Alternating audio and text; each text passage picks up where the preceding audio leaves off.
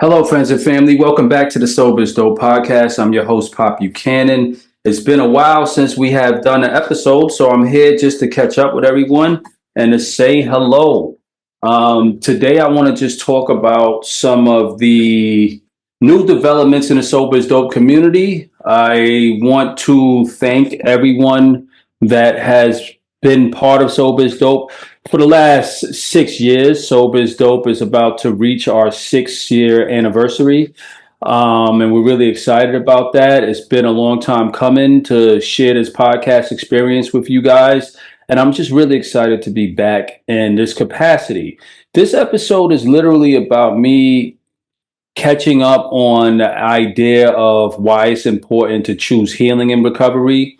And what I mean by healing is using our recovery to take our lives to the next level. Because for most of us, we tend to shelter ourselves in recovery. I know I did for a lot of years, based on fear of missing out. I wouldn't always put myself out there. I was sometimes afraid to connect with people. I kind of dealt with a lot of issues of isolation. And even though I was happy, it's still a bigger idea of what healing looks like in recovery. So for most of you guys who's new to recovery or even have time in, and you kind of lose yourself a bit because you're so caught up in trying to maintain the perfection of your recovery that you forget to live a bit. So I really want to stress living in recovery. We don't talk about that enough. Like the beauty of being clean and sober, or the beauty of being sober or clean. Some people are just clean, right? They're not doing drugs. Some people are sober. They're not drinking, which is fine.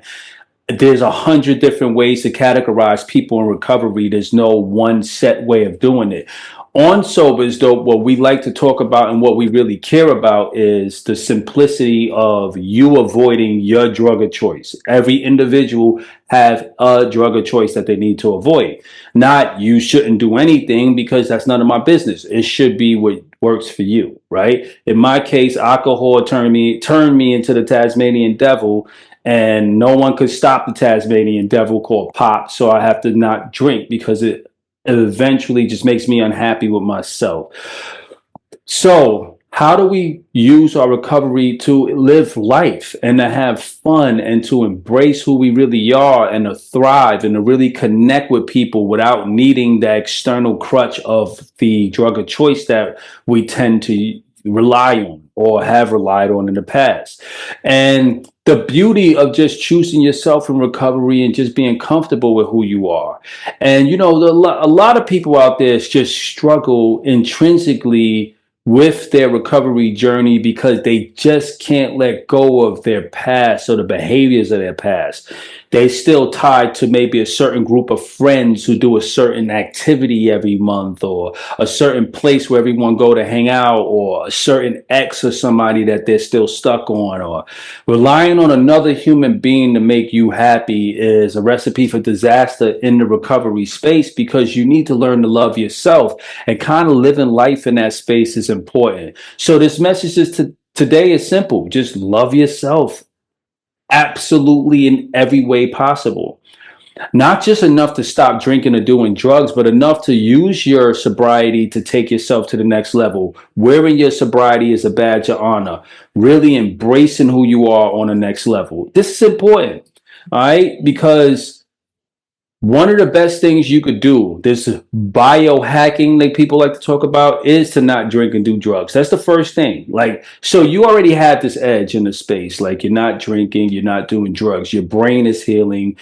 You're gonna put yourself in a younger, healthier state than you were in before. Before you found sobriety, right? You're going to be in a better state than you were in your addiction, and using that as like a superpower and a little flex to kind of like turn on a switch to take your life to the next level, whether it's through creativity, whether it's through business, whether it's through social. I realize we had this social kind of like superpower that we don't know how to use. I'm still learning it too. Like, you may walk into a restaurant where people were drinking and having fun, and you might feel like you can't connect or unwind because you're a little stiff. But the way they may perceive your stiffness as you being very regal, polished, and professional, and somebody that you want to talk to, and somebody endearing, right? We kind of sometimes perceive ourselves based on how we feel, but that may not be how you project or how you look, right? So I have to remember sometime if I'm sober and I walk into a place and I'm a little timid or I'm not 100% I'm not loose like I was 13 years ago when I was swinging from the chandeliers. It doesn't mean that I'm not social or I'm weak. It just means that I am in a different space now, and how the world may perceive that may be more positive than I perceive it myself. Hold on. Pause.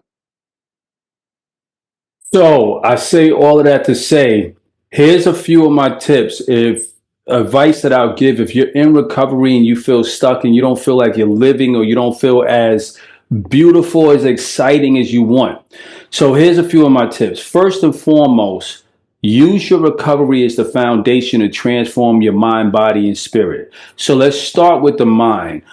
If you're not in a positive state, if you're in a state where you're telling yourself all of these negative things, you're going to feel that, right? You are what you speak, you are what you think. So watch how you speak to yourself, watch how you think about yourself, and watch the judgments you impose on yourself. We have to be careful with this. When we tell ourselves negative things, I can't do that, that's not for me, I can't be that, I'm not part of that crowd, you limit yourself, right? And this is a form of fear. If we can get over the fear of life in recovery, we can elevate ourselves. Just like we use our addiction to cope with the fear of life, we have to use our sobriety to heal from the fear of life and to move forward. Can't let fear restrict us forever. And I know we don't have the same liquid courage or the same drug courage we used to have when we were using, but you can replace those things with confidence builders like affirmation, prayer, exercise, taking care of yourself, using meditation and things like that to build your brain out, right? Being healthy, eating healthy, investing in beautifying yourself and restoring your body to a healthier state, right? Maybe losing weight, maybe building muscle, maybe introducing yourself into some holistic hobby like yoga, tai chi, mountain climbing, bicycling, something to take your life to another level, to change the trajectory of your life into a positive way. Remember, confidence is something that you could work on every day, right? And I'm working on it. I tell you, I have a lot of fears. I'm human. No one is walking around this planet without fear. Fear is something that protects us. It's a evolutionary trait that we have to keep us safe, right? Your body releases cortisol and you feel these kind of chemicals that make you cautious and fearful for certain things and putting yourself out there. Doesn't mean you're weak. It doesn't mean you're tired. It doesn't mean that you're um there's something wrong with you. It just means that you're letting that fear take over too much. And how you replace it is you take micro steps in approaching your fear, right? So for me, my fear for many years was like talking on camera or even like putting myself out there. I didn't like doing it. I'm not that type of, I just didn't care to do it too much. I didn't like the way I look. I didn't like the way I felt. And then, I had to start somewhere, like taking pictures and posting pictures, then maybe slowly posting a 1 minute clip, then saying, well, let me just post myself not looking well or not being the best because I am improving. And in time as you improve, you feel more confident about who you are. So confidence builders, you know, affirmations, prayers, exercises, they can replace the coverage of your drug of choice. Use those things to level up. Use this period in your life to kind of take that clarity and take it to the next level.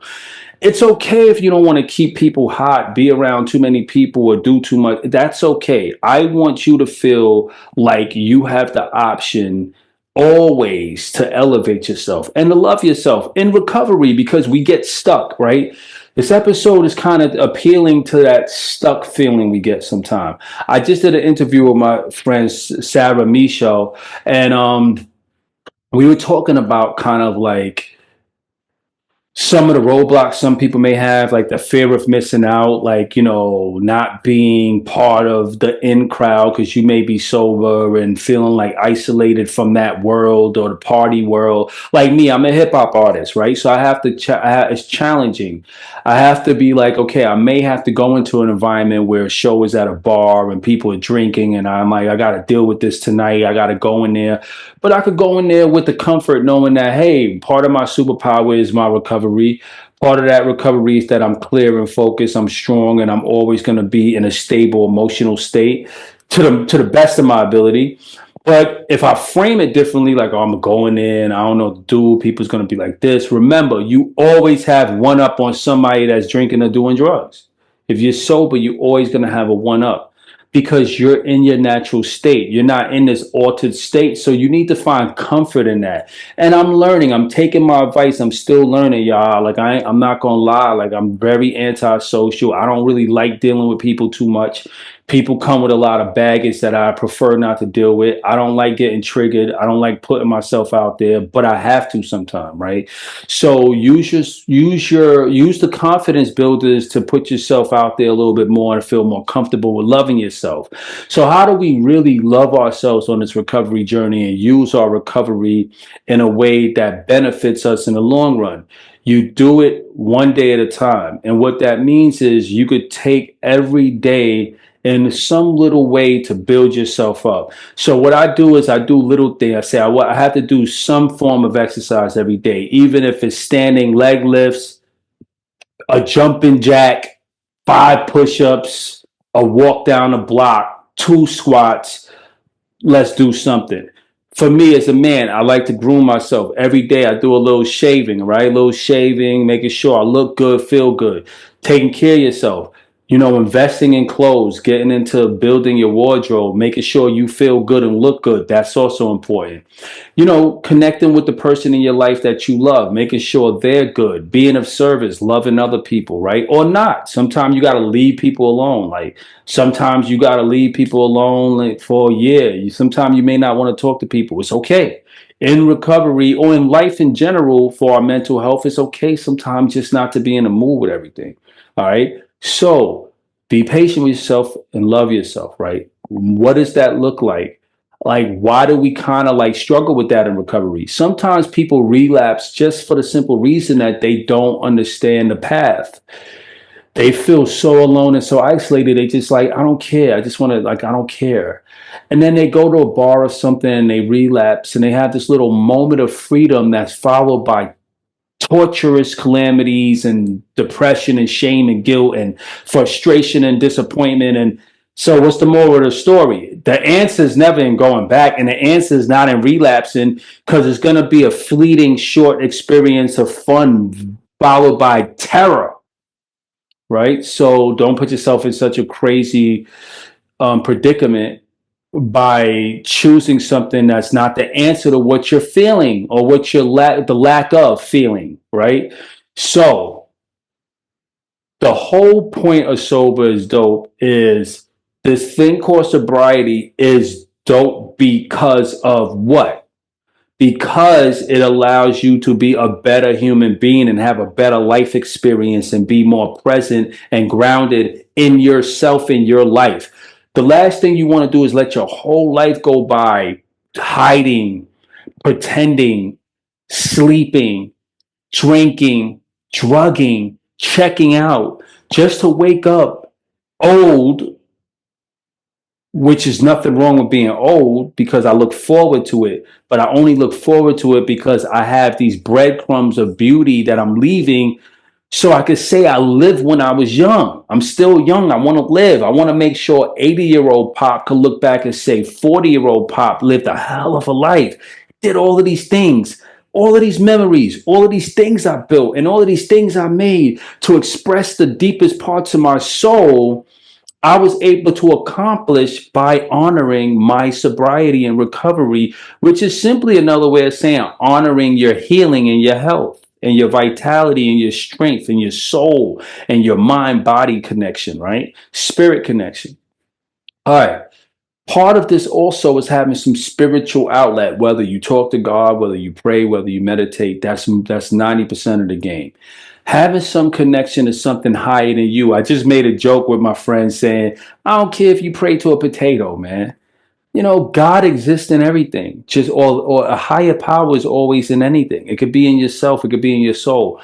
Just know that you're not always it. And I take that from my friend Sarah Micho. She said, "You're not. You may not. Or you got to realize that you may not always be it, or may not always have the answers. Right? Healing is about acknowledging that you may not always have the answers, and that it's okay to seek help in other ways. So." You listen to Sober is Dope. That's my episode today. It's really short. We launching a new podcast. We have a new podcast studio, different environment. I recently moved and I have a little podcast spot and I'm coming to y'all more. And I'm really excited to really bring this new journey to you guys and this new pop to you because I'm improving myself every day. I feel like I'm a better version of myself than I was 12 years ago, right? And it's been 12 years later. I was obviously younger 12 years ago, but I feel more alive and younger today. It's the benefits of mercy, love, second chances, and recovery. How do we live in recovery? How to live life in recovery? How to take yourself to the next level? How to get stuck outside the boredom of recovery? Because sometimes there's